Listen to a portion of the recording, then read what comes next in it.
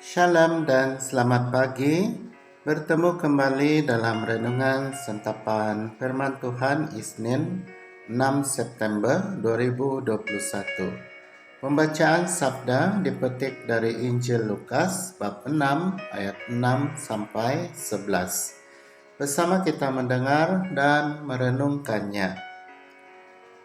Pada suatu hari Sabat, Yesus masuk ke rumah ibadat lalu mengajar. Di situ ada seorang yang mati tangan kanannya. Ahli-ahli Taurat dan orang-orang Farisi mengamat-amati Yesus. Kalau-kalau ia menyembuhkan orang pada hari Sabat, supaya mereka mendapat alasan untuk mempersalahkan dia.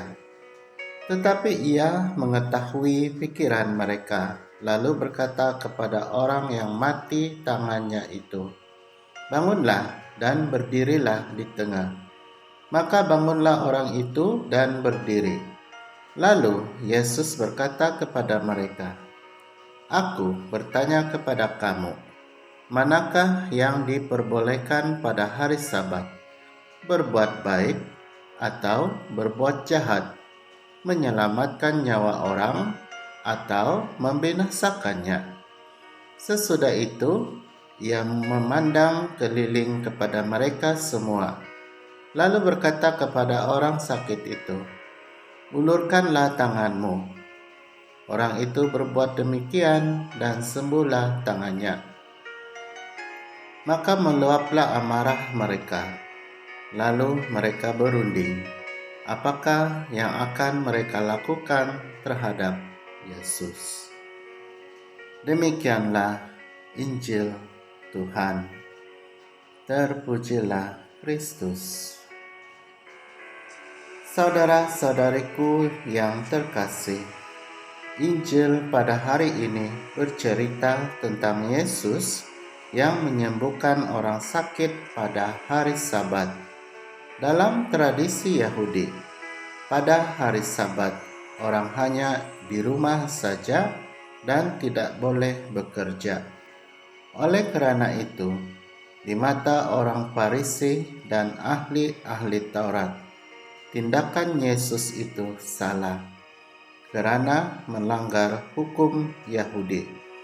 Tetapi Yesus mampu bertanggung jawab atas tindakannya itu dengan mengatakan bahwa berbuat baik dan menyelamatkan hidup orang lain jauh lebih penting dari segala hukum dan peraturan yang ditetapkan. Kita semua dianugerahi kebebasan untuk melakukan sesuatu yang kita mahu. Namun, kita diajak untuk menggunakan kebebasan itu secara bijaksana dan bertanggung jawab, seperti yang dilakukan Yesus.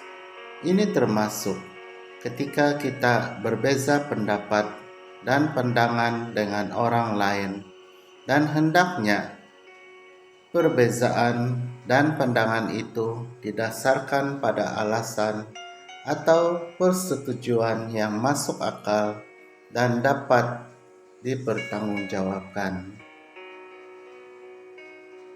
Saudara-saudari, Yesus juga mengingatkan kita agar kita berlaku bijak dalam menetapkan peraturan.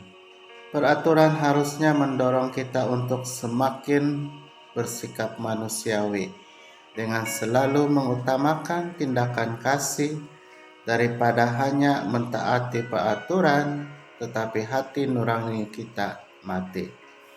Semoga kita semakin bebas dan mahu melakukan hal-hal yang baik bagi sesama, terutama bagi mereka yang memerlukan pertolongan. Amin.